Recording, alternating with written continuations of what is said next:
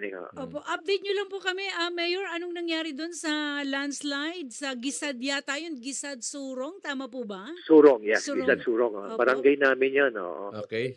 Well, nangyari yung insidente between 6:30 to 7 o'clock kagabi. Mm. So merong 3 bahay dito sa isang hilly portion ng siyudad ng Baguio. Okay.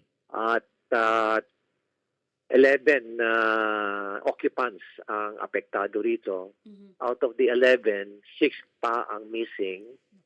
4 yung na-rescue natin kagabi Opo. na may vital signs, pero 3 lang yung isa nag-expire. Naku. Tapos merong 4 din na na-recover na natin na wala ng vital signs. Naku. So total is 13 at 4 na 6 pa yung missing ngayon. So ito ngayon, we have about 150 rescuers Mhm. working at 24 hours on rotation basis dito. Mhm.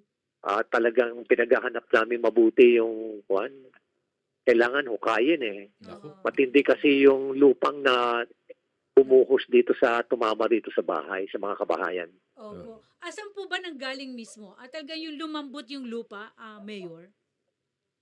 Well, galing sa taas, ano? Kung titingnan mo kasi, siguro, mga from where I'm standing now, na yung level ng bahay, Mhm. siguro yung pinanggalingan ng lupa is about, sabihin natin, mga 15 to 18 stories. Mataas. Bumagsak yung lupa na yan, tinamaan, dinisplace niya yung mga kabahayan.